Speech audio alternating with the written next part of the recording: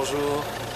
Une journée de rentrée sous le signe du décrochage scolaire, le recteur de l'académie a décidé de s'attaquer à ce fléau beaucoup trop présent dans l'académie.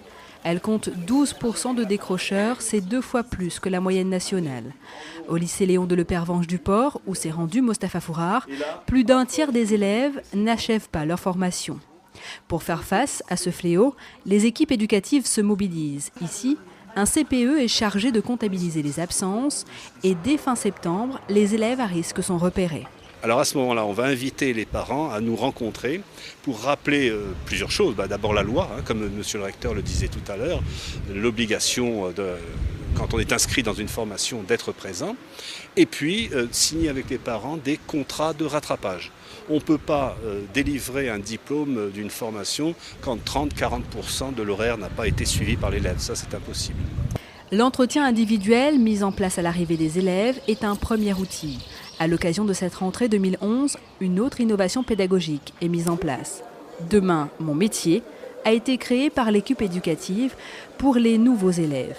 Durant une semaine, ils jonglent entre visites d'entreprise et échangent avec les différents acteurs de leur scolarité. L'élève, quand il rentre chez nous, il voit tout de suite tout le programme de ce qu'il attend sur les 2 ans. Il voit tout de suite les finalités de son métier, en entreprise et puis chez nous, le cadre, et puis surtout qu'il est devant une charge de travail qu'il doit prendre en compte. Ce qu'on attend, c'est réellement un engagement de l'élève vis-à-vis de ses études. Alors, engagement de l'élève, engagement des professeurs, engagement des parents. Les parents ont un rôle essentiel à jouer dans le travail de prévention du décrochage scolaire. C'est pour cela que le recteur a décidé d'instaurer une journée académique des parents.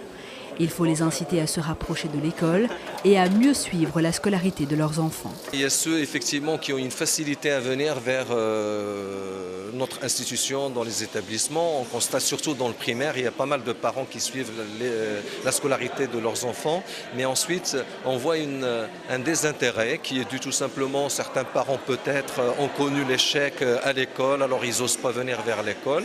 Eh bien, on va les inciter à venir et de voir que l'école a changé et qu'ils ont leur place dans notre école. Outre les projets académiques et les initiatives des établissements, la loi prévoit la suspension des allocations familiales en cas d'absence répétée de l'enfant. Le recteur a été clair, cette loi sera appliquée.